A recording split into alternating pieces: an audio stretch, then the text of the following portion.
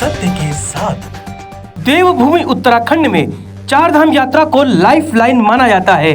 लाखों की संख्या में जो लोग पहाड़ों पर रहते हैं वो बद्रीनाथ, केदारनाथ, यमुनोत्री और गंगोत्री के मार्गों पर अपनी आजीविका चलाते हैं।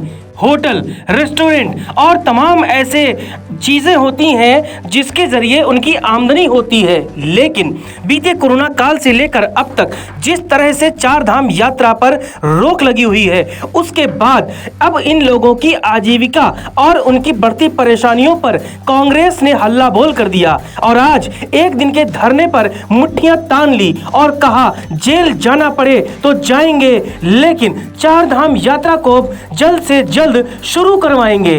वहीं कांग्रेस के इस हल्ला बोल पर उत्तराखंड सरकार के कद्दावर मंत्री सुबोध उनियाल ने भी जमकर हल्ला बोला और कांग्रेस को तगड़ा जवाब दिया।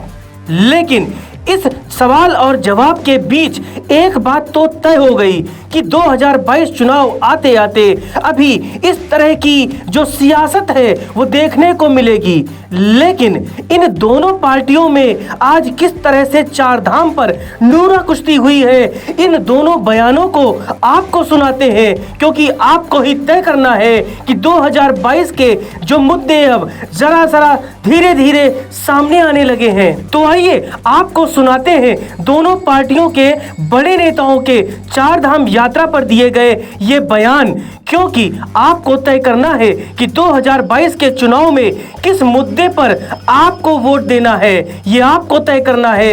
लेकिन सियासत है जो शुरू हो गई है चारधाम यात्रा पर। दुर्भाग्य है सरकार के बड़े दुर्भाग्य का विषय है कि जिस मद से हमारे पूरे आंध्र प्रदेश का पालन होता है, वो यात्रा पिछले 2 वर्षों से कोविड के कारण बंद हुई थी।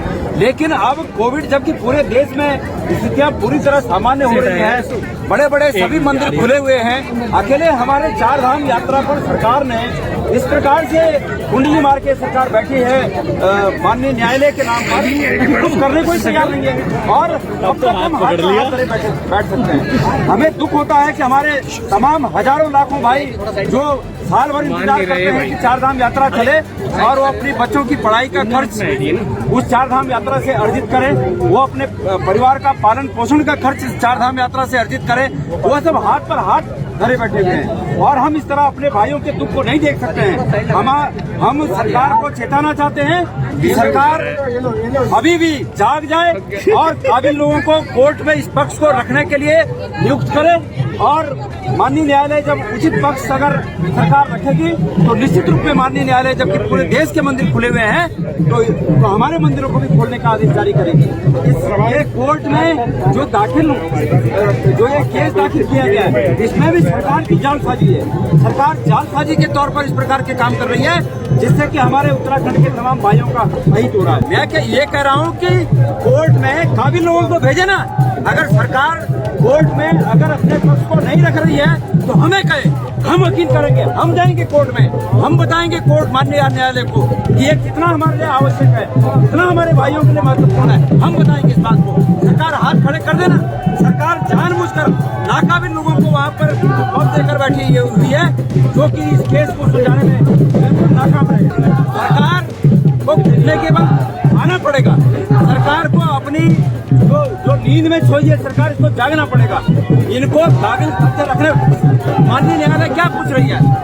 माननीय न्यायालय ये पूछ रहा है कि भाई आप कोविड के बारे में आप क्या इंतजाम करने जा रहे हैं? सरकार के पास जवाब ही नहीं। सरकार जवाब बनाए ना, और अगर सरकार को जवाब बनाना नहीं आता है तो गद्दी छोड़े। यार नहीं छोड़ना चाहते फिर भी गद्दी हमें पूछे कैसे जवाब बनता है। कांग्रेस पार्टी उनको राह बताएगी। हमने अतीत में सरकारें चलाई है, हमें अनुभव है, हम बताएंगे कि कैसे सरकारें चलती हैं, माननीय न्यायालय में कैसे जवाब दिए जाते हैं, क्या जवाब दिए जाते हैं। कांग्रेस बौखलाई भी है और इस समय उसको ये भी ध्यान नहीं है कि जो मामले न्यायालय के विचाराधीन हो उसको लेकर जनता को भ्रमित करने का प्रयास है। निश्चित रूप से मैं इसकी भर्त्सना करता हूँ। सबको मालूम है कि हम सरकार ने 1 जुलाई से जनपद स्तर चारों धामों के जनपदों में जैसे चमोली के लोगों को बद्रीनाथ का, रुद्रबाग के निवासियों को केदारनाथ और गंगोत्री यमुनोत्री के दर्शन के लिए उत्तरकाशी के निवासियों को छूट देने का निर्णय लिया था। और उसके पश्चात दूसरे फेज में सरकार के द्वारा निर्णय लिया गया था कि जो राज्य के लोग हैं केवल राज्यवासियों को चारों धामों में जो दर्शन करने की छूट देने का निर्णय लिया गया था।